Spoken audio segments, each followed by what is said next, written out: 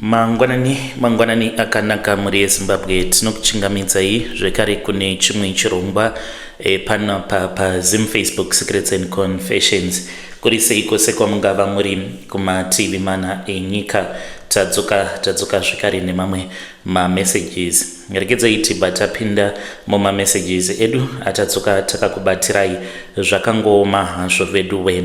Pane nyaya iyo yekutanga yandakatumidzirwa yandoda kuti ndinge ndichizoshare nemi. Hanzi mukomana chimakadi zvenyu ndinokumbirawo kuti munge muchizondiposterawo nyaya yangu makavikawo chitupa changu. Ininiwo ndiri mudzimai uye zvekare tiri kugara kunonzi kuCrackfontein ndiko kwatigere. Tiri kutogadzirira kutoti tinge tichitoenda kumusha nekuda kwekuti tine hanzvadzi yedu uyo akabva mukuponda mudzimai wake nekuda kwekuti iye ainge agere kunoku, mukadzi ainge ari kumusha. Saka mukadzi ainge akanzi ange achiita course yeNurse 8. Makore ose awa muroora ainge achishanda vachigara vose muno muSouth Africa kuno kwatigere kuCrackfontein. Saka hanzvadzi yangu akabva achizoudza mukadzi kuti aifanira kuti ange achizoitawo course yeNurse 8. Akatoitira muno muSouth Africa. Mushure mekunge aita course, saka vainge vava kuti hanzi panodiwa experience because vainge vaine munhu wavainge vachitaura naye ariko kuIreland uyo ainge achida kuti ange achizovabatsira. Saka yainge iri best friend yemuroora wedu. Saka patakanzwa zvichinzi best friend yacho munhurume, takabva tatoona kutoti zvinhu zvacho hazvina kujeka. Takamboedza kuti tinge tichigara nebrother yedu pasi kuti tinge tichimuonesa kuti mikana of course inouya nenzira dzakasiyana, but yekuti mukana wacho uri kuuya through muroora uye zvekare through best friend iyo yavainge vachiti vakadzidza vose. Ndikati remember, muri vanhu vekuti hamuna kukura mose ende makazotongozivana mava muno muSouth Africa, kunyangwe enyu makazonomuroora mukaita vana, but the fact yekuti anokwanisa kubetserwa nebest friend yake ari munhurume uyo waakadzidza naye, hapana kujeka ipapo. Saka hanzvadzi yedu akazviona sekunge maybe isusu tainge tava kumunzwira godo or something, I don't know kuti iye akazvitorawo sei. Saka vakaramba vachingoenderera mberi neurongwa hwavo, vainge vava kuita zvinhu zvavo muchinyararire. Saka zvakazoitika ndezvekuti kunoku akashaya paOld People's Home pekuti ange achikwanisa kuzoenda achida kunowana experience achishandapo as a volunteer. Saka vakabva vachizoendesana kuZimbabwe. Zvose izvi zvakaitika tisina kana chatainge tichiziva. Saka kwedu kwatinobva kuChivhu, mukadzi akatorwa ndokubva achizoendeswa masvingo, ndokwa ainge achibva kumasvingo ikoko ndokubva achizoendeswa kuBulawayo, ndiko kwaakabva achizonowana nzvimbo yekuti ange achishanda as a volunteer. Hanzvadzi yangu ndokubva achizodzoka kunoko. Haana kunge akatibudira pachena kuti ndatonosiya mukadzi kubasa. Saka mukadzi akazoti ava kushanda, zvimwe akazviona sekunge ainge atova neexperience uye zvekare atova nefreedom yakawandisa. Akabva achizotanga kuignore brother yangu. Vainge vava vanhu vaigara vachingonetsana chete pamafoni, taigara tichingovagadzirisa because brother yedu ainge ava kugara achingokomplaina achiti dzimwe nguva kana akamufonera mafoni haadaviri, anokwanisa kuzongoti hai even after 2 days. Saka vainge vongogara vachingonetsana nguva dzose. Saka hanzvadzi yangu akazozviziva kuti kuBulawayo kwatova nechikomba. Akangosimuka akaenda asina kana waainge akaudza. Kwava kutoenda, kwava kunobaya mukadzi nebanga. Mukadzi akafa. Hanzvadzi yangu mukoma yakatosungwa. Izvezvi titori munzira tiri kutogadzirira kuti tinge tichienda kumusha. Saka ndonyaya yandiunzawo pano. Siyanai nazvo izvi zvekuswera muchiti kana matorana nevana vevanhu motanga kuda kuvadzidzisa. Iko zvino zvevana vasara dzava nherera. Dai iye ari ega akatanga abuilda upenyu hwake, then obva achizobuilda upenyu hwemukadzi, because kungoenda kwaakaita kubulawayo ava kutotanga kutoita zvemaboyfriends. Ko dai kwanga kuri kunzi ainge akazokwanisa kuwana mukana wekuenda kuisland kwacho, hameno kuti chii chaizoitika. But hanzvadzi ndakamuudza akaita hake nharo, akaona sekunge ndiri kumunzwira godo, but zvinhu zvanga zvisina kujeka from the start. Ndiyo nyaya iri kuitika mumhuri iyi. Mukoma watova mweya wengozi kauyu. Vedare ndo message iyo yandakatumidzirwa ichibva kuna vanzvadzi vedu avo vari kuti vari munzira vari kugadzirira kuti vange vachizoenda kumusha. Hanzi muroora akabayiwa nebanga, akabatwa atori nechikomba. Zvakangooma hazvo vedu we, munozvionawo sei vedare. Kana kuri kunziwo unenge uine mukadziwo waunenge wakamboendesa kuchikoro, after that akabva achizokufuratira, kana uri mukadzi zvekare, kana uine murume wawakambogara naye kana kuti waugere naye wawakabatsira kuti ange achitawo madevelopments muupenyu hwake, after that akabva achizokufuratira, you can come to our inbox and you can share with us your own side of the story. Regedzai tibva taenda panyedu inotevera. Nyedu inotevera yakamira sekudai so. Hanzi makadi zvenyu mukoma, ndinokumbirawo kuti munge muchindiposterawo nyaya yanguwo makaviga chitupa changu. Ndauya pano kuti ndinge ndichizokuudzaiwo nyaya yangu uye yakamira sekudai. Ndakati ndawana basa tainge tichigara muWaterfalls, saka ndakazowana basa mutown, ndainge ndichitengesa nekugadha pane imwe shop. Ndainge ndichishandira umwe muChina, saka ainge akaomera. Mari yandainge ndichipiwa yainge iri shomasa, uye zvekare aitarisira kuti ndaifanira kuti ndinge ndichizozvitengera lunch uye zvekare nemari yekuzozvikwidza kuuya kubasa nekudzokera kumba. Saka mari yacho yainge iri shomasa.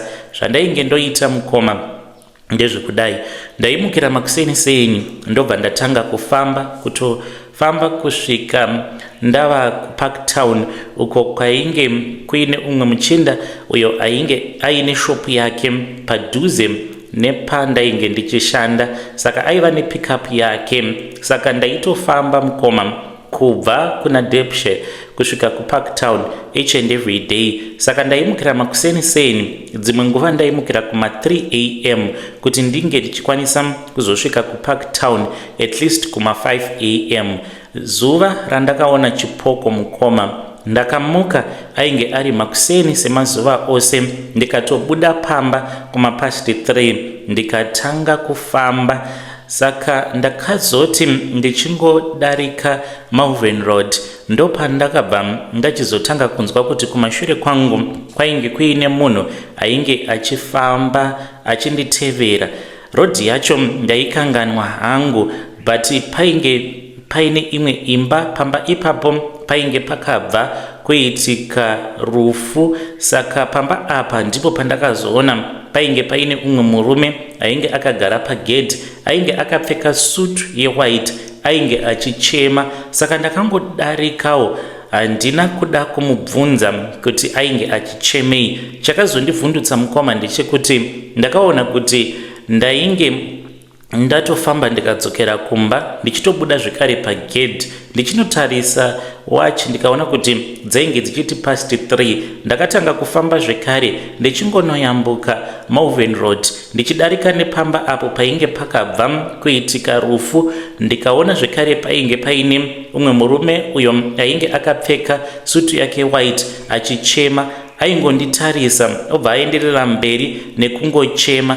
Ndaiti kana ndangodarika chete ndaibva ndachizoona zvekare ndichibuda gedhi. Izvi zvakaitika kubva ipapo pandakaona chipoko chemurume iyeye kuzosvika ndichizotobatwa ruoko nalandlord wepamba patainge tichigara, because landlord ava vakazotondiona kuma 5:30 ndichingodzungaira ndainge ndichitenderera ndiri pagedhi ndisina kwandainge ndichiinda. Saka vakatoshamisikawo kuti kochii chiri kuitika pamwana uyu. Izvi zvakaitika apo patainge tichangobva kunyora maexams edu O level. Saka ndakabva ndachizotsvakirwa basa nevamwe vatete vangu vainge vachishandira zvekare muChina iyeye. Saka pandakazobatwa ruoko nalandlord ndakavhunduka mukoma. Vabereki vangu vakazodaidzwa ndikataura izvo zvandainge ndaona, uye zvekare maoko angu nemakumbo ainge atozvimba ende ndainge ndakatokuzvuka mumabvi. Kubva ipapo nekuda kwekuti vabereki vangu vainge vari vanhu vainge vachinamata, taiendawo kune imwe Pentecostal church. Saka ndakangonamatirwa nekuti kune mamwe madhikoni ekuchechi vakazodaidzwa vakauya vakazondinamatira. Saka takangoti zvainge zvapera. Then ndokubva ndachizotanga kuona zvipoko. Ndaingoti kana ndikafamba usiku ndaikwanisa kungoona munhu anenge achifamba kumberi kwangu, but ndozoona kutoti munhu uyu it's like haasi munhu but chitori chipoko ichi. Kana kuti munhu anenge achifamba kumberi kwangu aikwanisa kana kungoputika ototanga kutoita masparks emoto, otoputika ototanga kutobhururuka, ndotoziva kutoti chipoko ichi. Saka mukukura kwangu zvinhu zvainge zvava kungogara zvichiitika.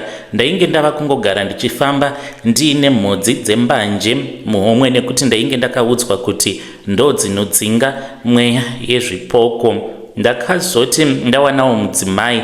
Saka mudzimai wangu ndakatomuudzawo zvose zvandainge ndichisangana nazvo. Takatomboita nguva yakareba tichinetsana nemukadzi wangu because ainge achindiudza kuti as long as usina kukamurwa mweya wechipoko chawakatanga kuona ucharamba uchingoona zvipoko, nekuda kwekuti maziso ako emweya anenge akatovhurwa, anofanira kutoti ange achitovharwa. Saka zvose zvipuka zveusiku uchange uchizozviona pose paunenge uchifamba. Mukomana achi even though ndainge ndiri munhu ainge achinamata ende ndaigara ndichinamata nezvazvo, but still ndaingoramba ndichingona zvipoko chete. Tikatombogara pamba apo painge paine umwe muroja ainge akafira mumba umu matainge tichigara.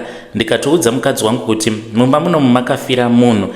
Takatombobvunza landlord akaramba because ainge achitya kuti kana akatiudza chokwadi kuti mumba muno mune munhu akambofiramo zvimwe kuda taikwanisa kuzobva pamba ipapo. Saka ndakatoudza mukadzi wangu kuti pane munhu wandiri kupota ndichiona usiku kana takarara, kana munhu iyeye kana achiuya usiku hwacho ndaitonzwa kutodederera, kutobvunda, kunzwa kuti pane zviri kuitika munyama dzangu. Taizoti kana tarara ndaikwanisa kungopepuka, kungovhura maziso but ndisingakwanisi kumuvha bhodhi yangu. Ndaibva ndachizoona kuti mumba munenge mutori neumwe murume anenge arimo, anenge akabata waya yake obva atanga kutozvisunga muhuro, obva atonyangarika but achitochema kurakidza kuti ari kurwadziwa. Saka landlord ndopa vakazotiudza chokwadi kuti mumba imomo umo matainge tichigara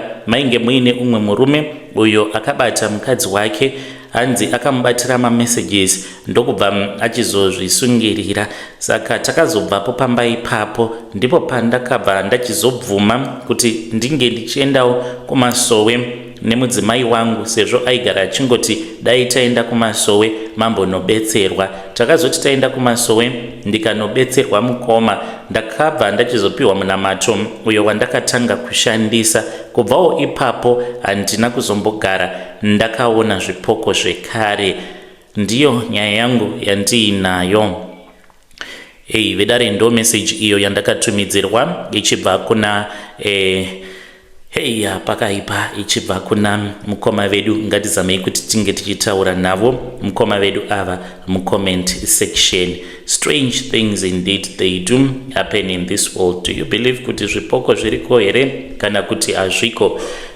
Thanking all of you avo vanogara vachikomenta mucomment section nekubatsira vana Haidhi, because it's not about engaging with me only but kutobatsira zvekare vana Haidhi mucomment section. Ndinokutendai nema-advices enyu amunogara muchipa vana haiti. Regedzai tibva taenda panyaya yedu inotevera.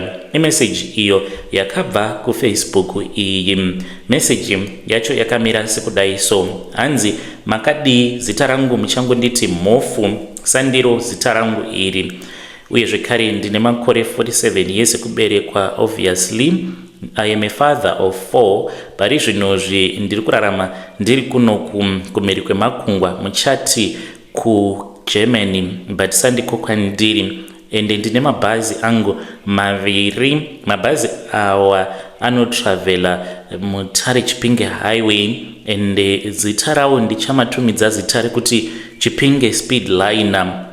Ende vanhu vazhinji havatozvizivi kuti kusimukira kwandakazoita ainge asiri madiamonds kwete, asi ndakasimukira nekuda kwezvandakanoita kuMozambique.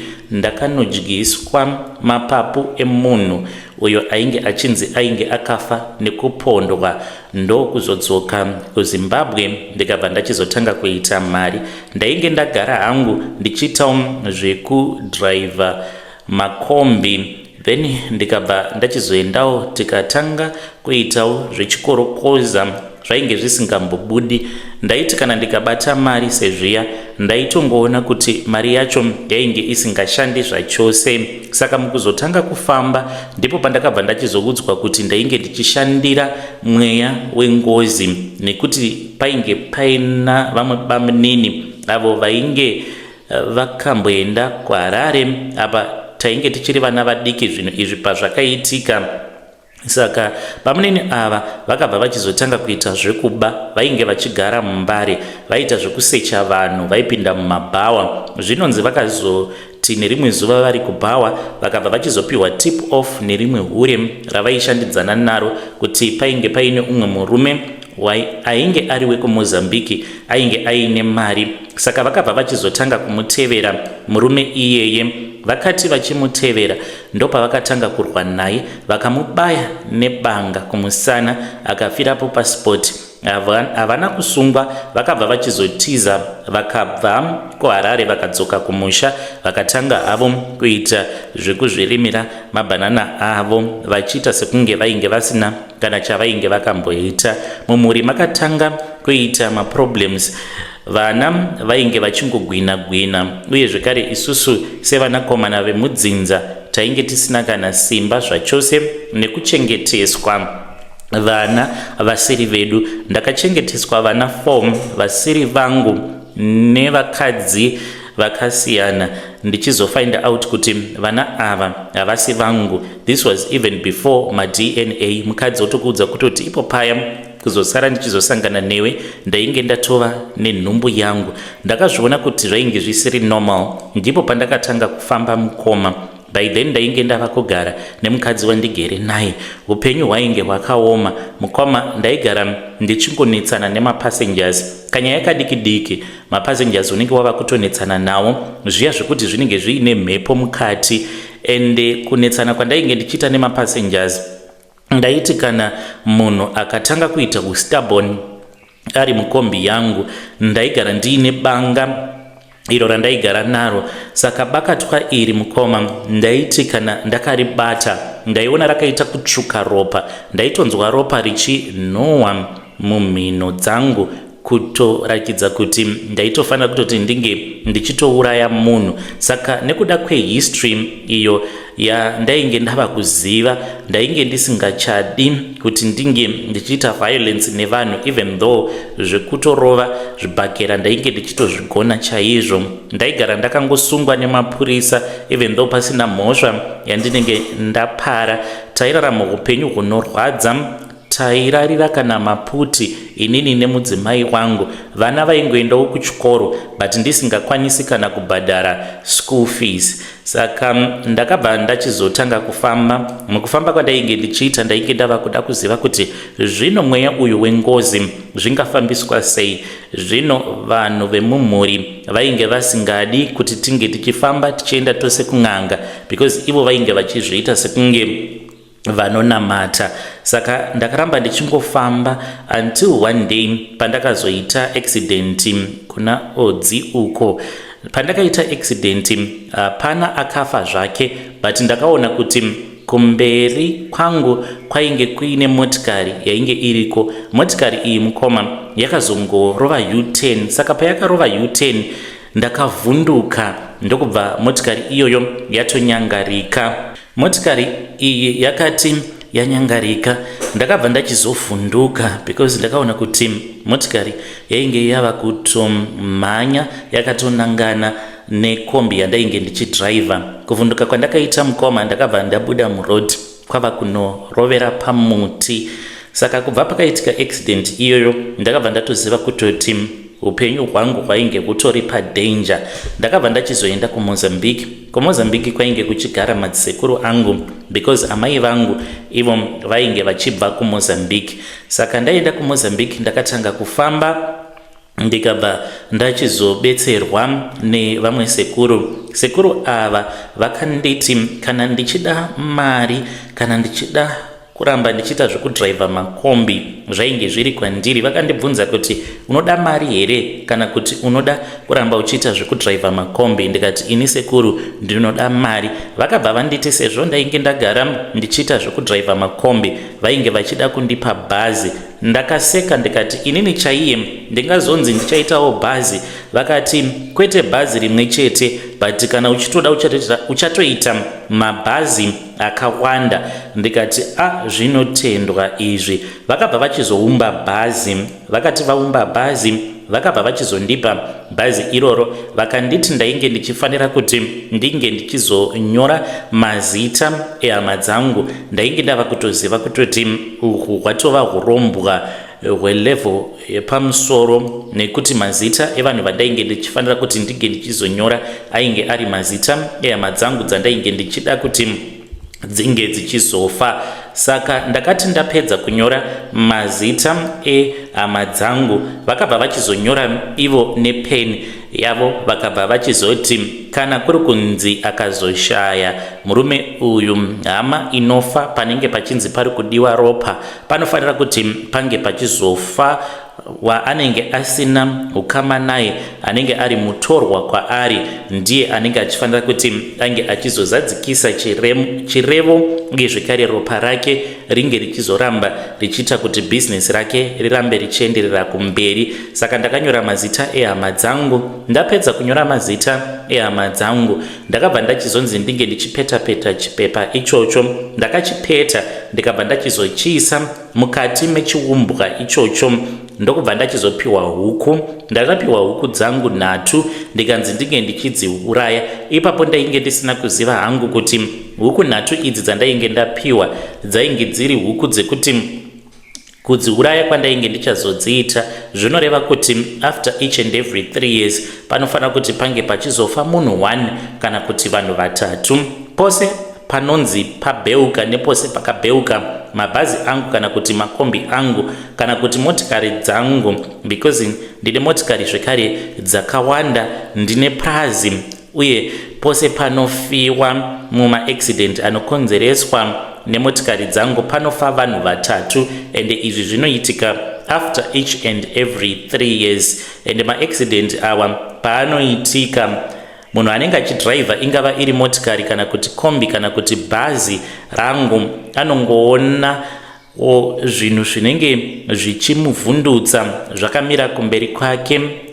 Chinokwanisa kuita sekunge chinenge chiri chigori toto chinenge chakamira chiri pakati peroad. Kuvhunduka kwaanoita kana akangovhunduka chete, zivai kuti panotofiwa. Anokwanisa kungoona kana riri dhongi kana kuti mombe inenge yakamira pakati peroad. Saka dhongi iroro kana kuti mombe iyoyo inenge yakamira pakati peroad chinenge chitori chikwambo changu chinenge chazvishandura chikabva chachizoita dhongi kana kuti mombe. Kana akaedza kuti ange achizonzvenga ndipo paanobva achizokonzeresa accident. Kazhinji panonzi makombi angu kana kuti mabhazi angu aita accident, anongoita accident ari ega pasina kuita head on, anongobuda bhazi rotoenda rotonorova muti kana kuti rinongotanga kungobvira, vanhu varimo mubhazi vachitadza kubuda. Saka vatatu kana vasarudzwa vanenge vachifanira kuti vange vachizofa, vamwe vose vanobva vachizotendedzwa nezvinhu zvangu kuti vange vachizobuda. Saka izvi mukomanashe ndo zvinoitikawo pose panonzi paitika accident ichikonzereswa nemotikari kana kuti mabhazi angu. Ndigere kunoku kumhiri kwemakungwa, kunyange hangu ndigere zvakanaka, but vana vangu mukoma ndivo vari kutambudzika. Ndine vana vaviri zvirema mukoma, havana kana chavanokwanisa kuzviitira, zvose ndisu tinovaitira. Havatokwanisi kana kutoenda kutoilet kunoti munhu ange achingonozvibatsira, asi kungotione mari yatiinayo isu hatizobati tsvina yavo, asi vanotishandira ndiro basa ravo iroro. Semukadzi wangu anogara achishushikana mumwoyo kuti shuwa Mwari makandicheka nerakagomarara kundipa vana vaviri vakaremara. Haatozviziviwo kuti ndidzo mikowo idzodzo dzandakapika kuitira kuti zvinhu izvi kana kuri kunzi ndikazofa inini zvikwambo zvinge zvichizongoramba zviri mudzinza kuitira kuti business rangu risazoparara. Saka ndine mwana umwe uyo wandakaita neumwe mukadzi asingazivikanwe nemudzimai wangu, ndiye wandakasarudza iyeye kuti kana ndikanzi ndinenge ndafa ndiye achazoramba achienderera mberi nemabusinesses awa. Amai vake vanotozviziva kuti ndakaromba, ende dzimwe nguva ndinokwanisa kutovatuma kuti vange vachiita mhiko. Kana kuri kunzi panenge pachidiwa ropa, ndinokwanisa kuvaudza kwekuti vanofanira kuti vange vachienda pakati perodhi vonoputsa hari iyoyo. Kutoiputsa kwavanenge vaita, vanenge vatoisa chiga cherufu panzvimbo ipapo apo pavanenge vaputsira hari. Saka mukadzi uyu haazivikanwe nehama dzangu, but anonditeerera pane zvose zvandinenge ndamuudza kuti ange achiita. Saka ndakasarudza kuti mwana uyo wandakaita naye ndiye anofanira kuti ange achizosara achizorana mabusinesses angu kana ndafa, nekuti amai vake ndivo vanoziva kuchengeta zvidhoma zvangu. Hey, vedare ndo message iyo yandakatumidzirwa ichibva kuna mukoma vedu avo vari kuti ivo vari kuGermany. Hanzi vane mabhazi avo avati anonzi Chipinge Express. Hanzi pose parinoita accident bhazi iroro hanzi panofa vanhu vatatu, kana kombi yavo hanzi ikaita accident panofa vanhu vatatu, kana motikari dzavo. Vati ivo hanzi ndine mapickup akawanda nezvimarori izvo zvinotakura zvirimwa zvatinorima kumaprazi avo. Vane maprazi avo 2, hanzi zvirimwa izvo zvinoendeswa kuHarare. Saka hanzi pose panoitika accident panotofa vanhu vatatu. It's either vashandi vavo kana kungoti vamwewo vanhu vanenge vachingozvifambira. Hanzi pane pamwe truck ravo parakangodonha. Truck iri hanzi rakati radonha rikatouraya vanhu vatatu at the same time. Ndo imwe message iyo yavakanditumidzira. Ngatitaurei nezvayo nyaya iyi. Kana kuri kunziwo unoitawo zvekudriver, angava ari mabhazi, makombi, kana uine nyaya dzaunenge wakambonzwawo, kana kuti paine zvaunenge wakaona kuti murungu uyu wandinoshandira iye anenge akaromba, you can come to my inbox and then you can share with us your own side of the story. Ngatisanganei zvekare mune zvimwe zvirongwa zvinotevera. Kana kuri kunzi munenge muri paFacebook, please tiri kukumbirawo following yenyu kuFacebook uko kupage redu riya ramakati kana tikagadzira couples page. You are going to support us. Page ririko kuFacebook, we are asking for your following tikwanise kupinda mu 10,000 followers. So let us try to push that page. Ndo ma messages au tanga takakubatirai mu episode iyi. Ndichadzoka zvekare neimwe episode very soon.